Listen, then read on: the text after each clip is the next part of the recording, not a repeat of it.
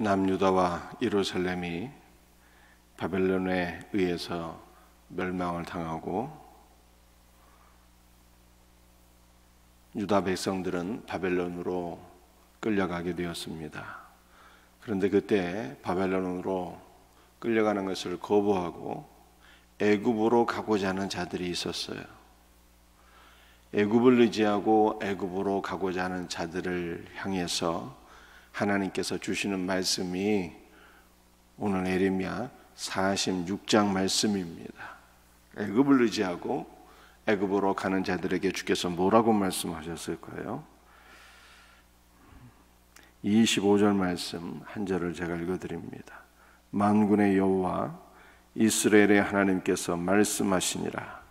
보라, 내가 노예 아몬과 바로와 애굽과 애굽 신들과 왕들 곧 바로와 및 그를 의지하는 자들을 벌할 것이라. 25절 말씀은 한마디로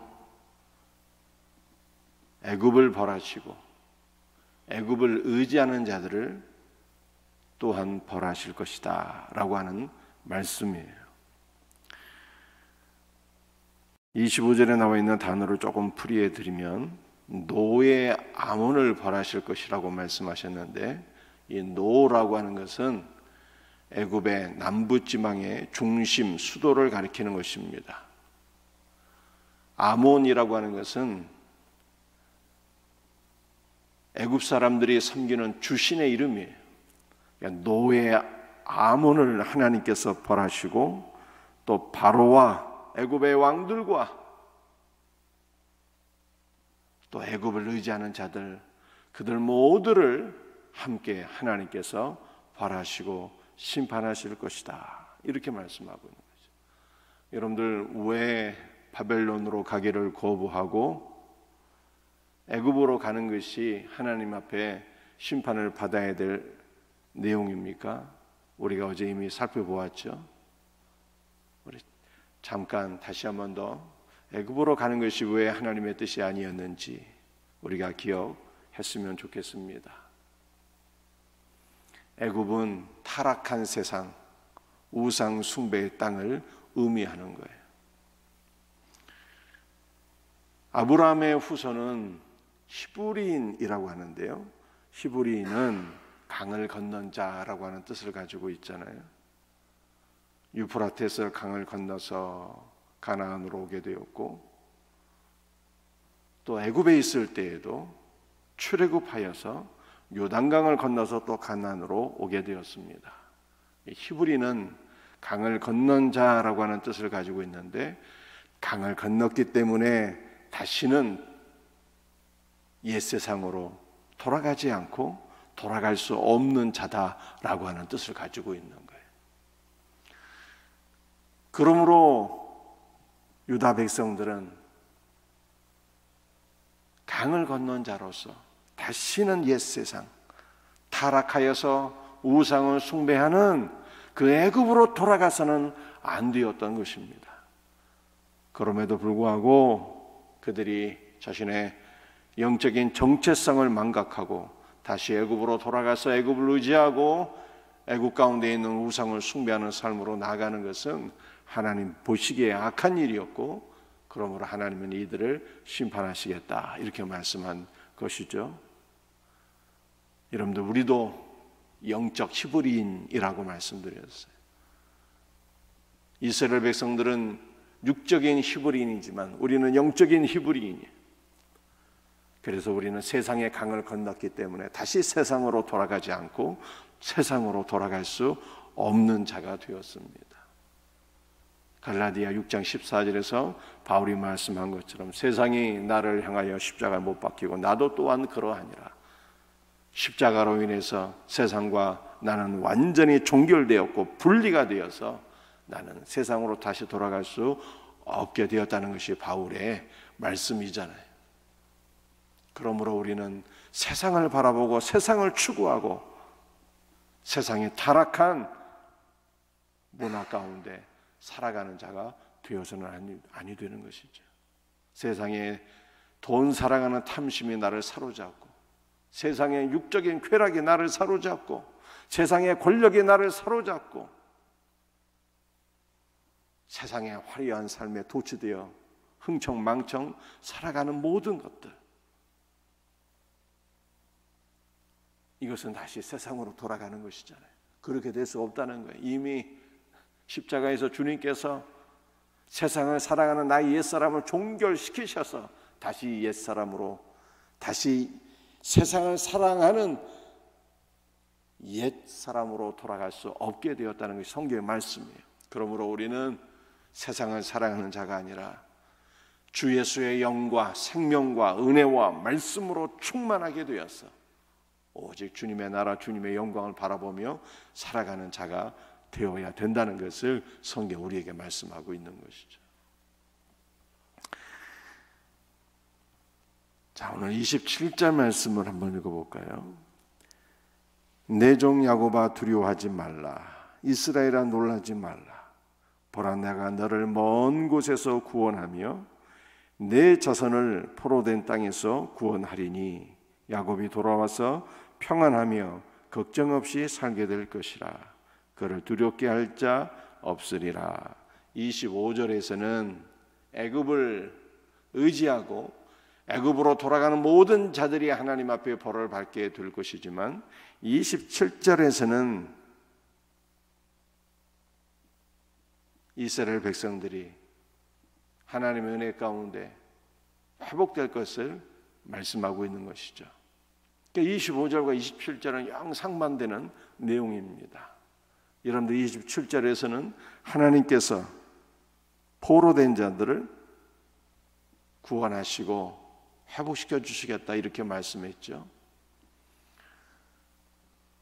포로된 자들은 어떠한 자들을 의미하는 것입니까? 바벨론에 의해서 유다와 예루살렘이 멸망을 당하게 되었습니다. 우상을 숭배하며 살던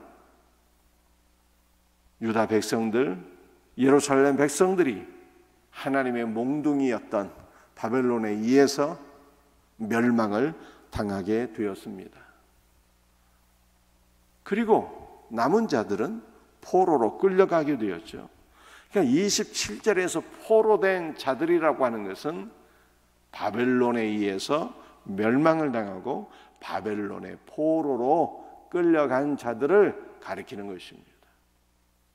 25절에서는 애굽으로 돌아가기를 원했던 자들, 그들은 하나님 앞에 심판을 받게 될 것이고 27절에서는 애굽이 아니라 하나님의 몽둥이였던 바벨론에 의해서 멸망을 당하고 바벨론으로 끌려간 자들을 하나님께서 구원하시겠다는 말씀이에요. 27절을 그런 각도에서 제가 다시 한번 더 읽어드립니다. 내 종 야곱아 두려워하지 말라.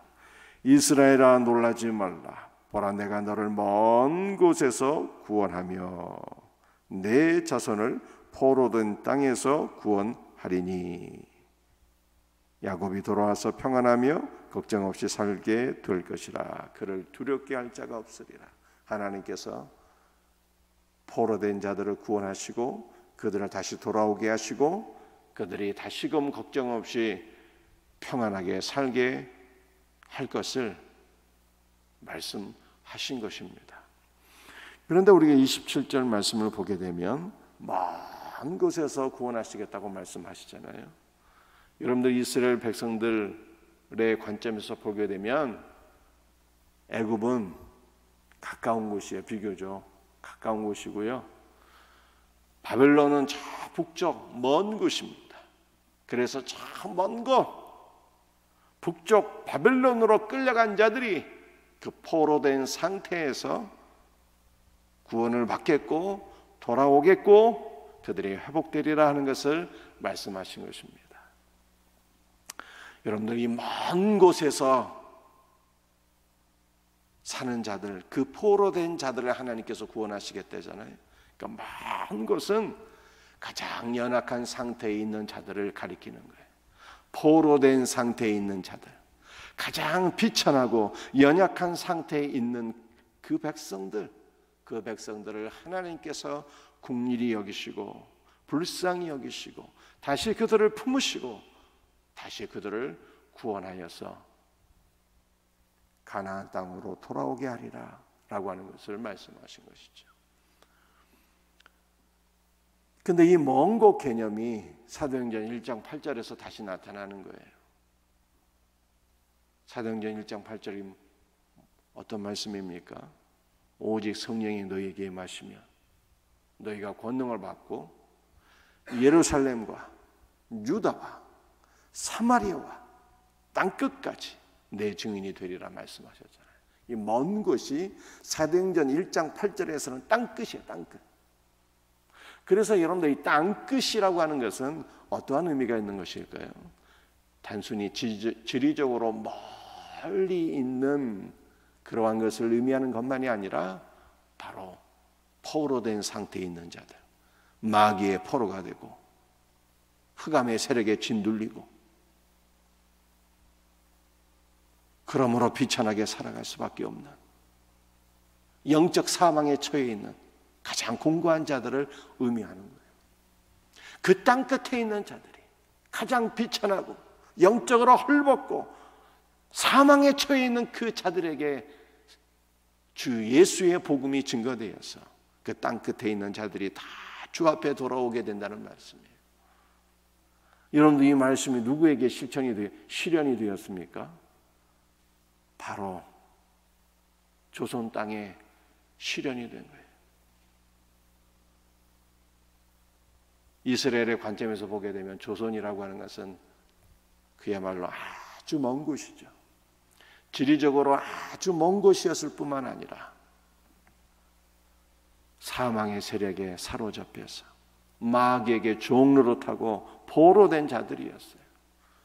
구원의 소망이 전혀 없이 육신적으로도 헐벗고 영적으로도 헐벗고 저주받은 자들이었는데 성령을 받은 주의 자녀들이 이 먼 곳까지 와서 마귀에게 포로된 자들에게 주 예수의 복음을 증거하며 바로 우리가 구원을 받아서 우리가 영적으로 회복하게 되었다라고 하는 것을 성경이 말씀하고 있는 거예요. 그러므로 이제 우리가 어떻게 살아야 되는 것입니까? 이제 우리가 성령으로 충만하여서 멀리 있는 자들에게 주 예수의 복음을 증거해야 되는 것이죠. 멀리 있다라고 하는 것은 지리적으로 멀리 있다는 것만이 아니라 포로된 자들을 가리키는 거예요.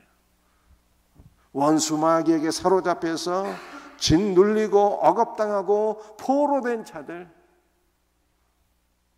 구원의 소망이 전혀 없고 영적 사망에 처해진 자들, 그들에게 주 예수의 복음을 증거해서 그들을 자유케 하고 그들을 예수께로 인도해서 그리스도의 풍성한 생명을 누리며 그리스도의 평강을 누리며 살도록 하는 것, 이것이 바로 저와 여러분들의 사명이다라고 하는 것을 성경에 말씀하고 있는 거예요. 사랑하는 성도들이여, 오늘 이 새벽에도 성령의 충만한 은혜를 간구하십시다. 주님의 영으로 충만하게 하시고 주님의 은혜와 생명으로 나를 채워주시고 주님의 말씀으로 나를 붙잡아 주옵시고, 그러므로 성령의 권능을 받아서 멀리 있는 자들, 포로된 자들에게 주 예수의 복음을 증거하게 하소서. 기도하며 사명 감당하는 복된 성도들이 될 수 있기를 주 예수의 이름으로 축복합니다. 기도하시겠어요?